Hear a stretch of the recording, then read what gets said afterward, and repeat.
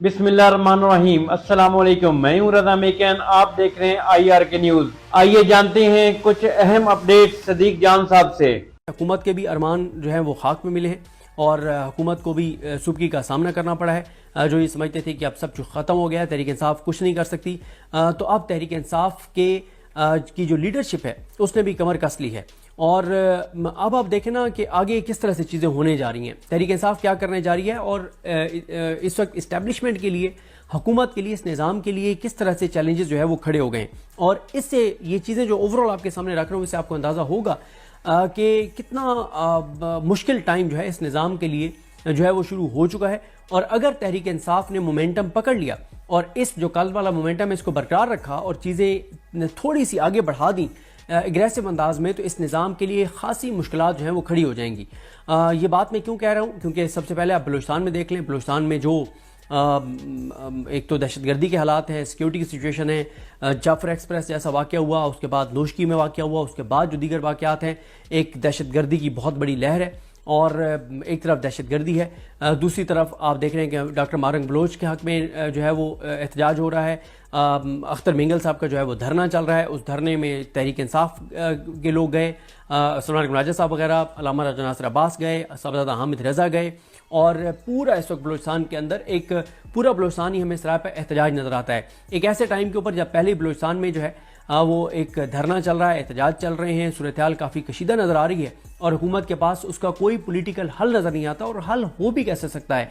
अब सरफराज बुगटी साहब जो फॉर्म 47 के वज़ीर आला हैं, वो कैसे लोग उन पर एतमाद कर सकते हैं, कैसे वो लोगों से बात कर सकते हैं? फिर आप देखें कि जिनको यहाँ पे हमारे यहाँ बड़ा बनाया जाता है, बलूचिस्तान का बनाया जाता है, वो है नहीं, बड़ा बनाया जाता है। सादिक संजरानी साहब, क्या उनके अंदर इस वक्त ये ताकत है कि वो किसी ज़िले के अंदर चले जाएं, बलूचिस्तान के लोगों में जाके और बैठे लोगों से बात करें? सवाल ही पैदा नहीं होता।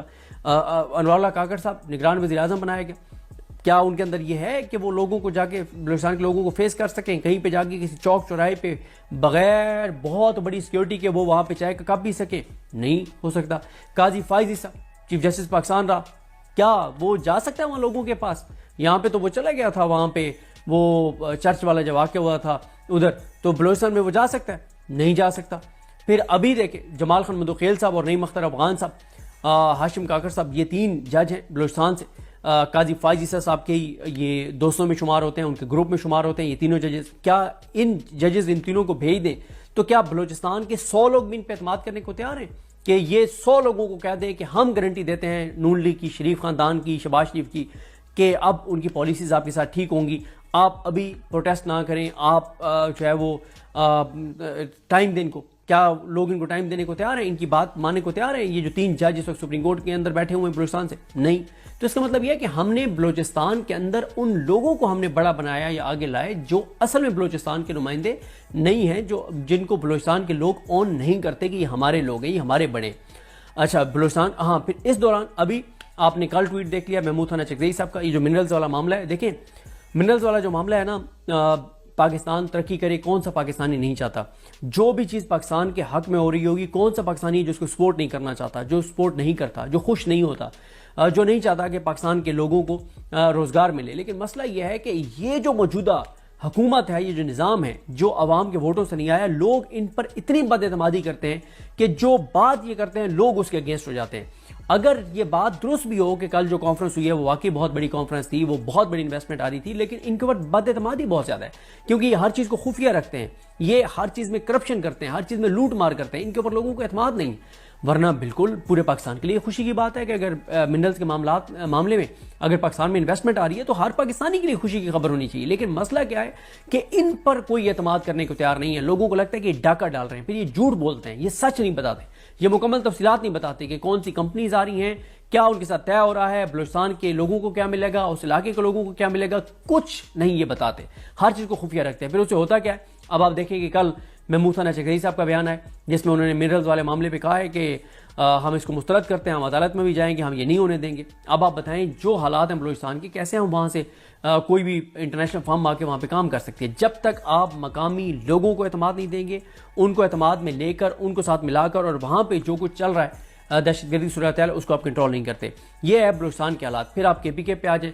KPK के अंदर तहरीक इंसाफ जो है वो माहौल गर्म करने जा रही है। 6 को आपने देखा कि जानिसारा ने इमरान खान कन्वेंशन करवाया, मुराद सईद साहब ने बहुत कामयाब रहा। अब जो है वो फिर निश्तर हॉल में एक वहाँ पे जो तंजीम है वो वहाँ पे एक कन्वेंशन करने जा रही है। फिर इसी तरह से सबात में भी कन्वेंशन है और मर्दान में भी कन्वेंशन है। और फिर मिनरल वाले मामले पे आपने देखा कि एक बिल वाले जो मामला है जिस पे काफ़ी उसकी जस्टिफिकेशंस भी दी हैं सुहेल खान साहब ने, सुहेल अफरीदी साहब ने, लेकिन लोग जिस तरह से लोगों ने रिएक्ट किया और बदएतमादी। फिर आप ये देखेंगे कि कल जो मिनरल्स वाली कॉन्फ्रेंस थी उसमें अली अमीन गंडापुर साहब नहीं आए, यानी इतना खौफ है KPK के लोगों का कि वो आए ही नहीं है कल कॉन्फ्रेंस में। तो ये तो हो गए KPK की सूरत हाल। KPK में भी दहशतगर्दी के हालात और सूरत हाल आपके सामने है और ये कोई ढकी छुपी बात नहीं है, ये एक रियलिटी है कि KPK के बहुत से अजला ऐसे हैं जहाँ पे आप मगरिब के बाद नहीं निकल सकते। सूरत हाल बहुत गंभीर है। बॉर्डर सिचुएशन आपके सामने है, हमारे अफगानिस्तान के साथ जो मामला चल रहे हैं वो आपके सामने। फिर आप GB के अंदर देखें, प्रोटेस्ट मुख्तलिफ इशूज़ के ऊपर चल रहे हैं। AJK के अंदर प्रोटेस्ट चल रहे हैं। सिंध के अंदर आप देखें कि सिंध के अंदर जो है वो नहरों वाले मामले पे जितना सख्त प्रोटेस्ट हो रहा है शायद हमने तो अपनी ज़िंदगी में नहीं देखा कि कभी सिंध के अंदर जो है वो किसी इशू के ऊपर इस हद तक एहतजाज हो रहा हो। और फिर जिस तरह से वहाँ पे रंगे हाथों पकड़े गए आसिफ अली जरदारी, जो उन्होंने मंजूरी दी नहरों की और जो वो नहरों के साथ हैं, नहरों पे काम शुरू हो गए और अब वो झूठ बोल रहे हैं कि नहीं ऐसी कोई बात नहीं। वो झूठ बोल रहे हैं। ऐसे ही है जैसे अमेरिका को कहते थे तुम ड्रोन हमले करते रहो और हम मजम्मत करते रहेंगे। तो सिंध के हालात आपके सामने। और इसी दौरान फिर पंजाब में आपने देख लिया PTI ने कल जो कर छोड़ा और आगे जो PTI अब एक्टिव होने जा रही है।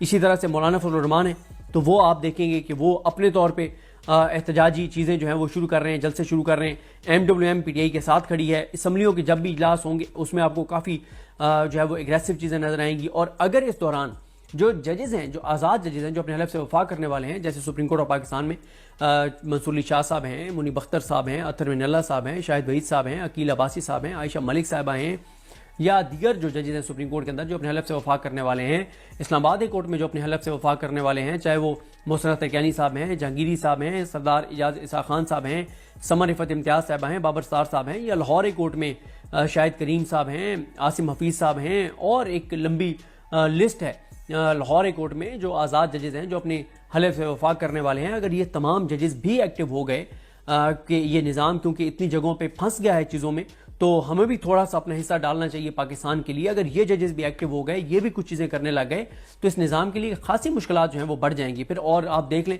आसिफ अली जरदारी हैं तो वो बीमार हुए पड़े हैं, नवाज शरीफ हैं तो वो भी बीमार हो गए हैं। तो इस सारी सूरत हाल में निज़ाम बहुत फंसा हुआ है हर महाज के ऊपर, यानी हर सूबे में हर महाज के ऊपर ये निज़ाम जो है वो फंसा हुआ है। इंटरनेशनली आप देख लें, अमेरिका में जो चीज़ें चल रही हैं वो आपके सामने हैं।